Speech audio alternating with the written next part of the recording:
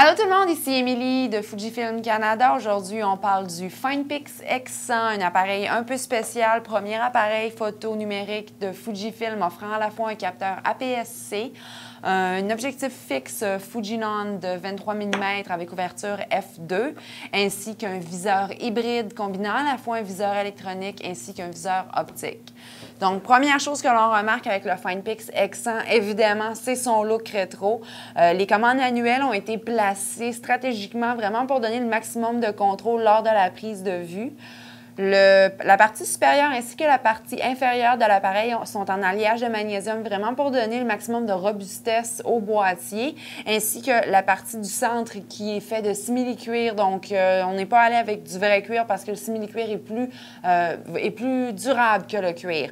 Donc, on va regarder un peu les différents contrôles et boutons de l'appareil. Donc, et voilà, si on regarde le devant du X100, donc je vais enlever le couvercle de l'objectif.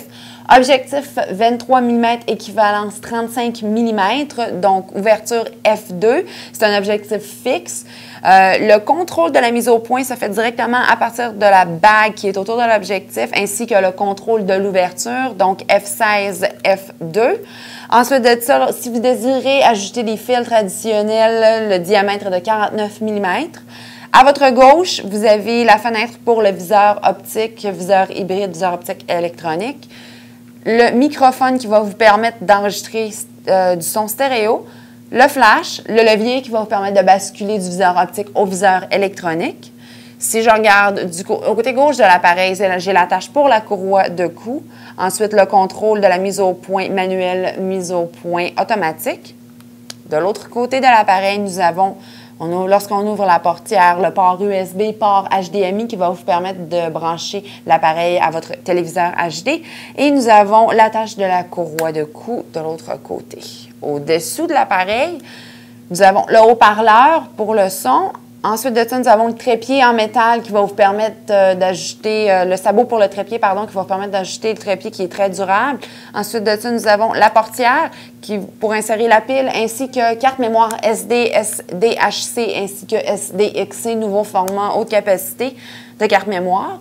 Lorsque je regarde au-dessus de l'appareil, on a le sabot pour le flash TTL qui va vous permettre, en fait, il y a deux flashs optionnels qui vont être offerts avec le Finepix X100 vendu par Fujifilm, vendu séparément.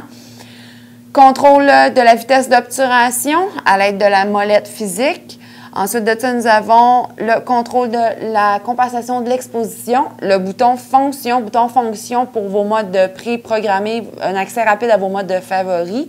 Ensuite de ça, nous avons l'interrupteur de marche-arrêt ainsi que le déclencheur. Vous avez aussi la possibilité de mettre un contrôle à distance pour le déclencheur.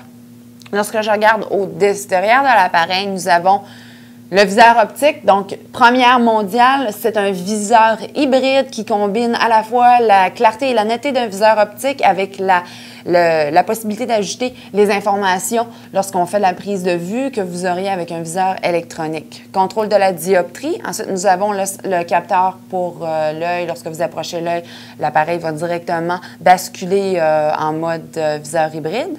Ensuite de ça, on a le contrôle des fonctions ici.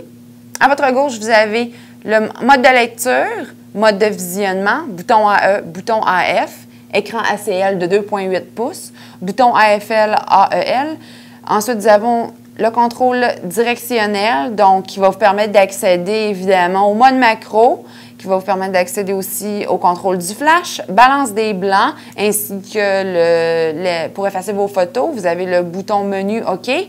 Bouton retour, ainsi que le bouton RAW qui va vous permettre de prendre des photos RAW directement à partir de l'appareil, donc basculer de JPEG à RAW.